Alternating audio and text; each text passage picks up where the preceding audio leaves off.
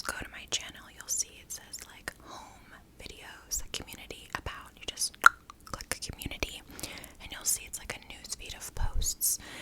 So I got, I think, like 40 questions and we're gonna answer them. I will probably do a part 2 for questions I don't get to on Patreon. So, okay, so before I get started with today's video, I wanted to thank our sponsor. Why did I say our? My sponsor, the sponsor. And that is one of my faves, and that is Scentbird. I've done quite a few sponsorships with Scentbird at this point.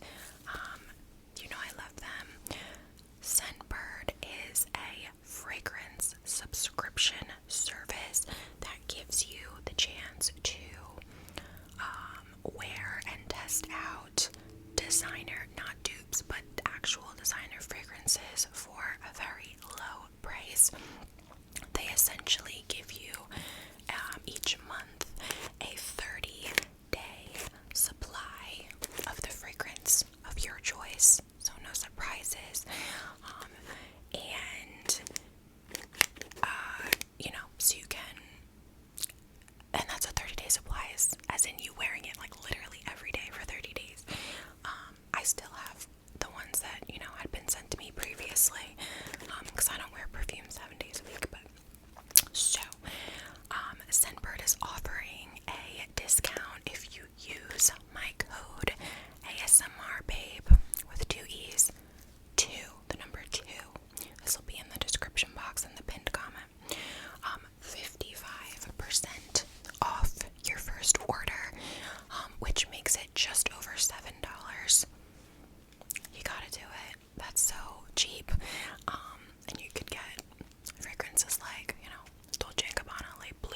You can get Chanel. You can get, they've got, you know, a zillion fragrances that could cost normally 100, 150. Some fragrances are like astronomical, and they're like 250. So you can wear it, see how your body chemistry reacts to it, see how you like it. So the fragrances that I got this month, I actually haven't looked at them yet until right now. So we have Story and Venetian by Valmont, Just Bloom. And each fragrance comes with a little card, so you know all the notes and what you're getting. So this one is Lily of the Valley, Gardenia, and Ambergris.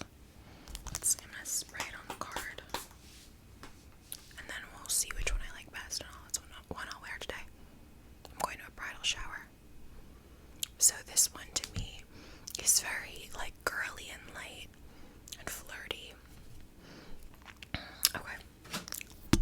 I love the little case too. You just, also I do this in every video, but just to give you an idea of the size of these, these are, I think, like 0.30,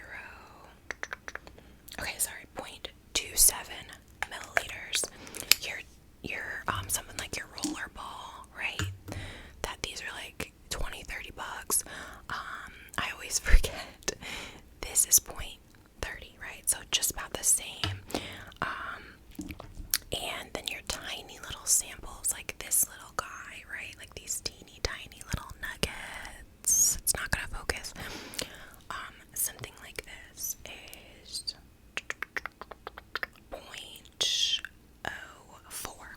So again, not even remotely close to that little tiny size. Okay, next we have Versace Yellow Diamond. Oh yeah, I like this one. I've smelled this one before. I might end up wearing this.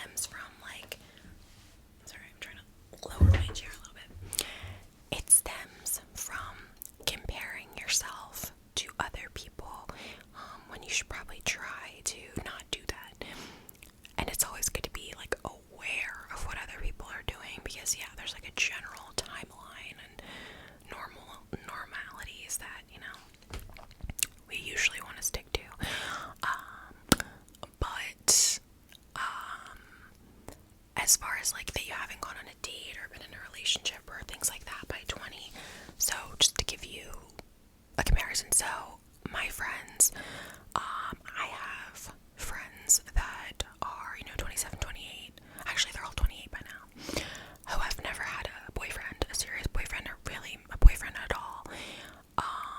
Friends that, didn't lose their virginity until their 20s. Friends that haven't had sex in 4 or 5 years. And for perspective, like, these are all beautiful, social, normal girls, right? So, like, everything is circumstantial, and if you want to prioritize, like, dating, then get on a dating app and, I don't know, just rip it off like a band-aid, go on a couple dates, like, make a fun thing out of it, so that you can, even if they suck, like, you can just have conversations and, like, with your friends and tell funny stories about them, and just to get some experience. Or if it's not a priority for you, then who cares? Don't go on dates and don't worry about it, because it's not 1954 anymore, and we don't have to, like, do the whole, exact timeline that our parents did, and it just doesn't. Relationships and dating and things don't have to be the center of your life if you don't want them to be. So it's just really what you want to do. Okay, next. This is a good one. Career question. How to find balance between being a team player in the workplace, but also setting healthy boundaries that won't cause a person to overextend themselves or end up taking on too many tasks that aren't necessarily their job. So definitely something that takes time to learn.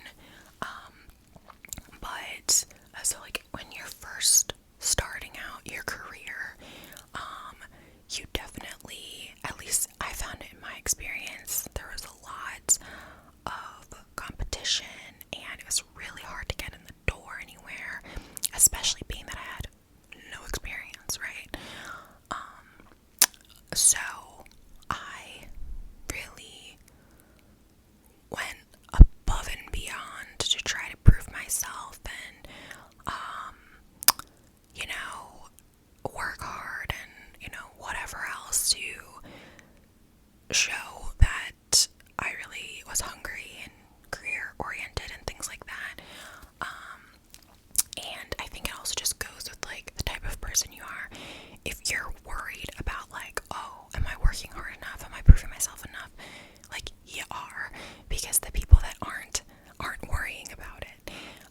But then, so now, being a little bit older and having a little bit more experience under my belt, like, I recognize the importance of boundaries, and also not, like, killing yourself for a job. Career for me is one of the very important things in my life, but so are my family, or so is my family, my friends, my mental health, YouTube, things like that. And you have to remember too that, like, it's important to not set, like, outrageous expectations, like have people set outrageous expectations of you, because if you kill yourself and you go 150% every time on everything, and never set a boundary, and never say no, or never push back, then it's just going to become what's expected of you, and, like, undervalued. So you have to be careful. But again, there is a fine line, and I do think it's important, especially early on in your career, to, like, be hungry and go the extra mile. It just, like, puts you ahead of others. Like, the girl that I work with and manage, like, goes above and beyond, and she's fantastic, and I look and I see, like, a lot of, like, myself in her in that way, and it shows me that, like, she's going places and stuff. So, you gotta do a little bit of that work to get promotions and separate yourself.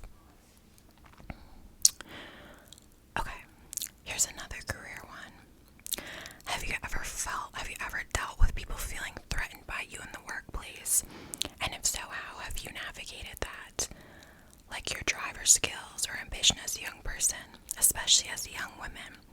I feel like sometimes it really upsets people and rocks the boat, and it's hard to find the balance between going after your goals aggressively, but also having a good relationship with coworkers. Yeah, that's such a good question.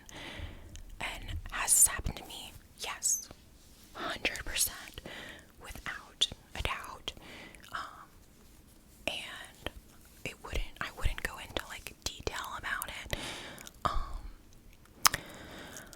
But yeah, there's been like very overt and actually really crazy like situation similar to that.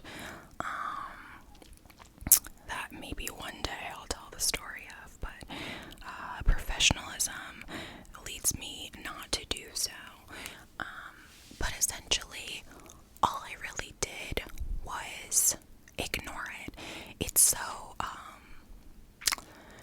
it's definitely like in the workplace, you have to find that like professionalism and patience and moral high ground and maturity, and you have to grab onto it for dear life, and not get pulled down by other people's pettiness or jealousy or, spiteful behavior, because I truly believe that at the end of the day, when you like rise above and you ignore it and you stay on the path that you're on and focus, that person will be like outed.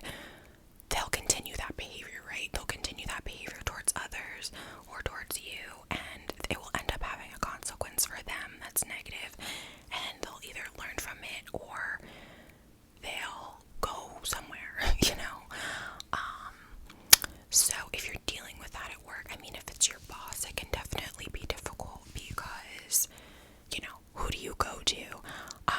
Going to HR over stuff like that is a lie and a scam. Like, a lot of times HR is just aligned with the top and they're not really going to do anything about it, so it might be time to look for a new job.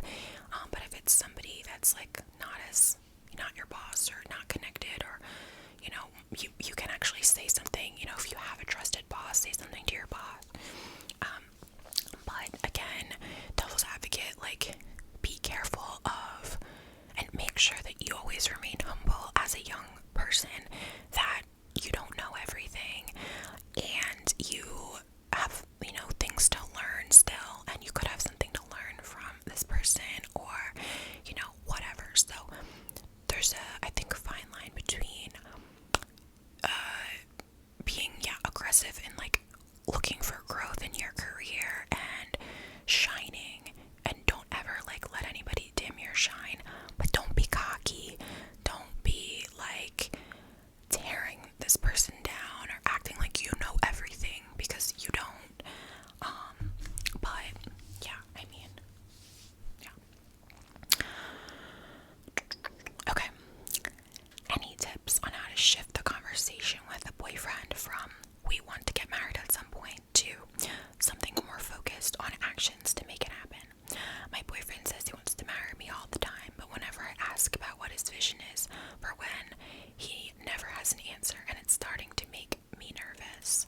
For context, we've been together going on 3 years, and he's 9 years older than me. Okay, yeah, the context helps. I'd say with this question, I would prefer to have a little more context. How old are you? If he's 9 years older than you, are you 20? Are you 25? Do you guys live together? Do you have a healthy relationship? Is there any like thing that makes you feel like in your heart that he's bullshitting you and that he's really not gonna want to be with you? Or is he just like being slow and he's being a dude and he's just being like la la land brain? I would say if you are, under the age of 25, like, don't worry about it for 5 minutes. Like, just don't worry about it, because I know that when I was younger, Tony and I would talk about marriage and buying a house and this, that, and the other when we were like 20 and 21, 22, and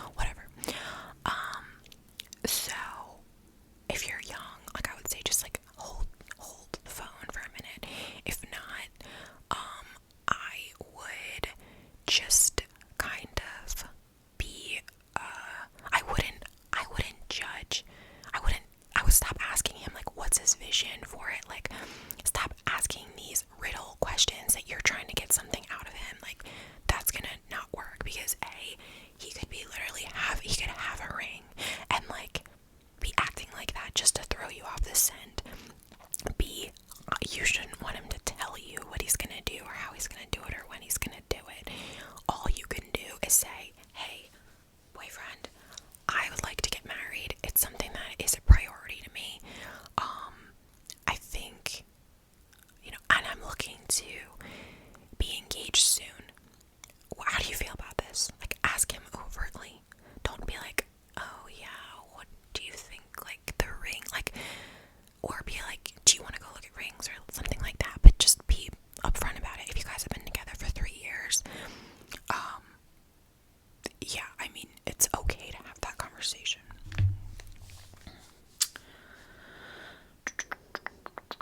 Okay. How long into the talking stage should someone expect complete loyalty? Oh, that's a good question. So, I think when it comes to the talking stage, here's the thing. If we're talking about guys specifically, guys are mostly simple creatures. They know what they want, and if they like you and they want to be exclusive with you, they will act that way and they will make it happen. If you have been talking to a guy for 6 months and he has not even brought up the conversation of exclusivity, and he's dating other people, or you're just assuming that he's not, he probably is, then you're playing yourself and lying to yourself, and that man is not ready for a relationship.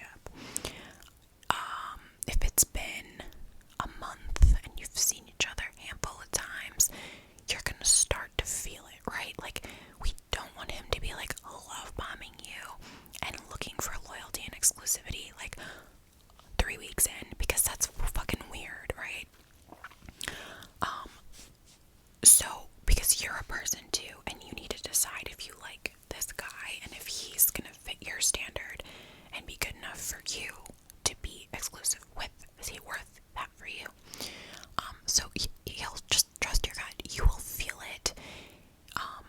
And then I would say, like, 2 months is probably around the time where I'd start having those conversations. I mean, again, if you hung out every day for a month, like, there's no exact answer, but I'd say roughly in the vein of, if you've been talking to somebody for like 2 months, like, if that's gonna be your boyfriend or not. And if he's still completely like, oh, I don't know, then he's not looking for a girlfriend. But anything longer than like 3, 4, 5 months, wow, it's just awesome.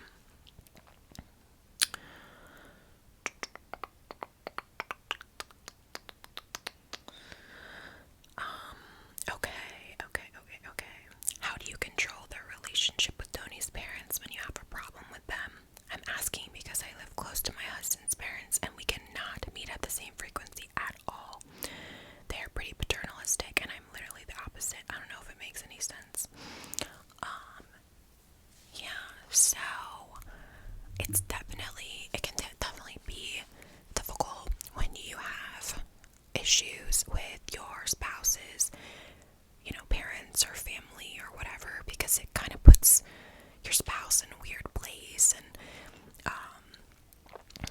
it can be uncomfortable, and it's also not people that you can just really cut ties with without that meaning a huge change for you or your kids' lives or your spouse or whatever.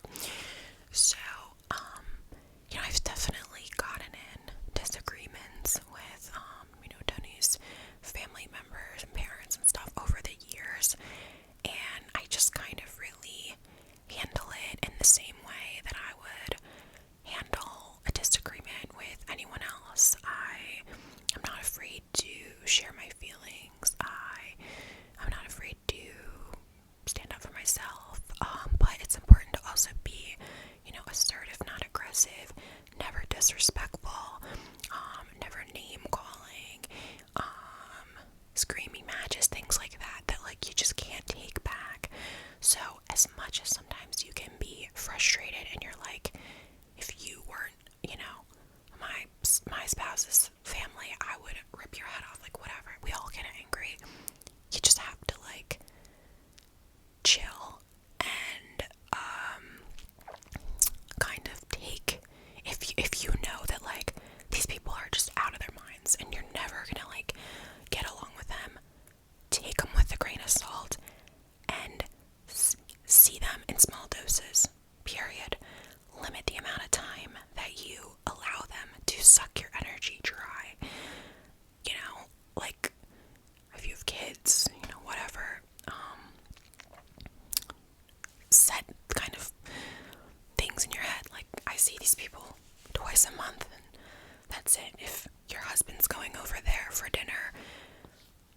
times a month. Like, you don't have to go every single time. You're your own person, you have your own life.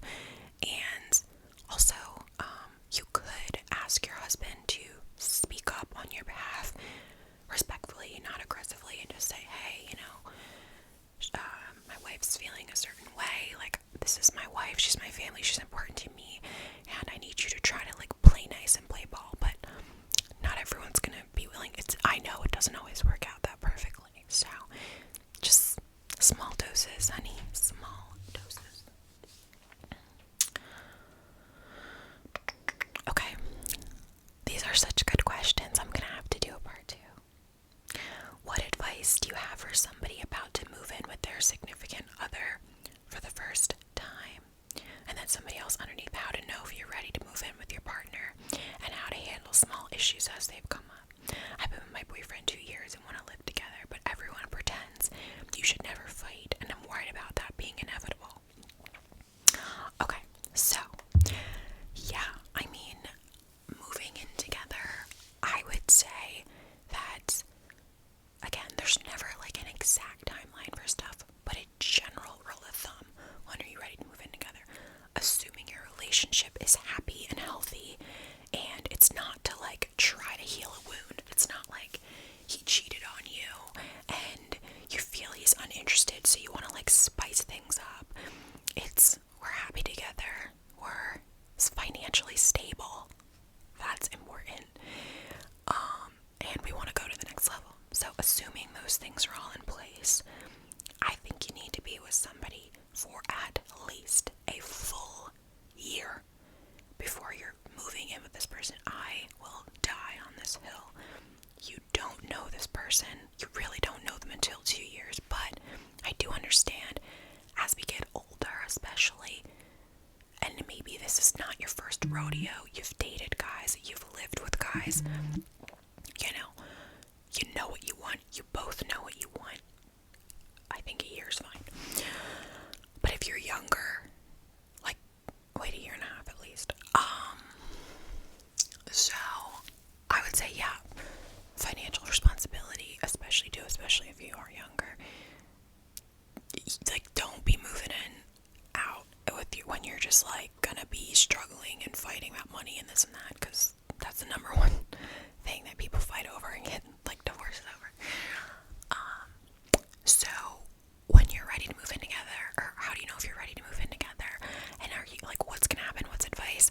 I mean, you're ready when you're a certain age and you just feel like you're ready to like take it to the next level. And by the way, you're gonna fight, and he's going to become, you're gonna see like exactly who he really is. I dated Tony for like 10 years before we moved in together, okay? 10 years. And there was still things that I found out about him when we moved in together that I was like not happy with, right? So it's just like you have to try to learn to communicate in a healthy way. That's important. Also, what I would say, my advice, men are dirty and gross for the most part. They're not as clean as us. Figure out the chores that are gonna happen, or like whose ever responsibility. Figure that out early and hold his ass to that shit. Do not move in, feel like you're playing fun, cute house, and start doing everything for him. Oops. He's gonna get used to it, and he's gonna expect it. So make his ass like do things around the house. And this is not an issue for everyone, and that's great. But a lot of guys are gross, and make sure he knows things like put the toilet seat down. You vacuum the house twice a month. Your responsibility is the floors. I'm not even looking at the floors. When the floors are dirty, that's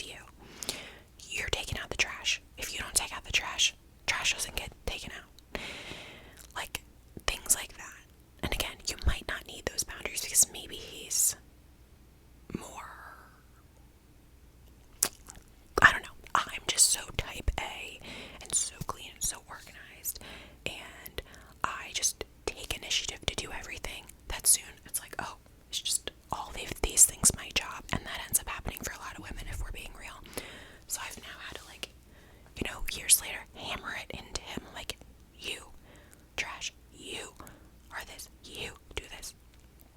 And it would have been better if I would have just established those things, like, from day one.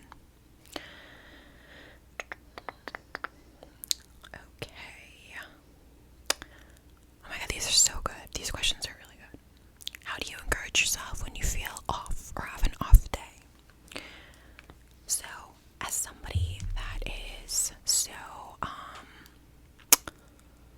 just a perfectionist and can be hard on themselves and wants to always be productive and whatever, I can sometimes feel guilty when I have an off day. I'm like, no motivation. You've scrolled TikTok for 6 hours. You've eaten everything in sight. You don't feel like doing any work.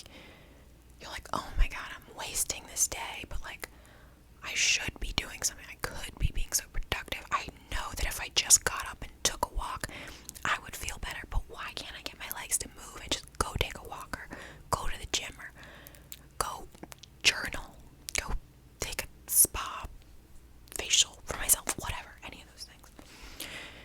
And sometimes you just have to, like, slap yourself in the face, metaphorically, and remind yourself that every day is not going to be an amazing, happy, productive, great day. And if you're feeling sad for a day or two, if you're feeling unmotivated for a day or a few days, you're feeling weird, let yourself, like, lean into it. Just be, like, gracious and forgiving of yourself. It's also easier to forget that everybody experiences that when we're constantly on social media. I'm so done with these, this is my morning, like, first I get up, I say my affirmations, I make my bed, like, I just think that these are, like, braggadocious, like, ways of showing off your nice apartment and pretending that you're perfect when you're really not. And I'm just done with those types of videos, so stop watching stuff like that.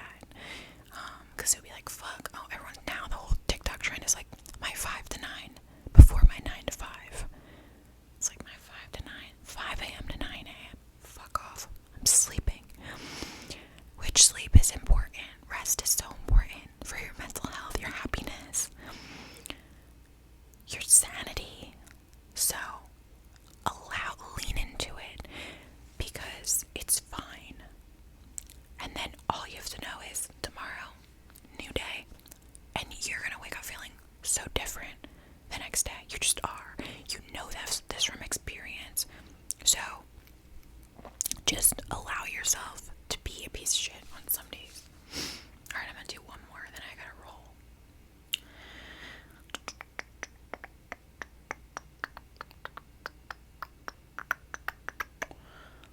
Okay, there's so many good ones,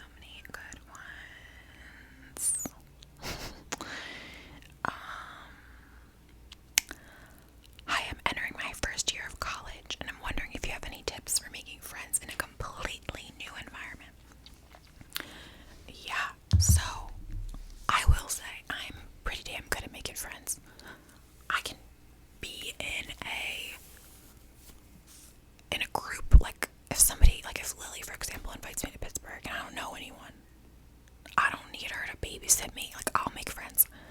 How do I do that? I guess just, like, so if you're in college, number one, I would say my personal recommendation would be join a sorority. All my friends were, not all of them, but a lot of my friends were in sororities. My sister was, she made lifetime friends. I know there's, like, that there can be some cattiness and hazing and stuff involved with that. I just think, like, find a sorority that's not gonna be too, like, draining with all that type of shit and toxic.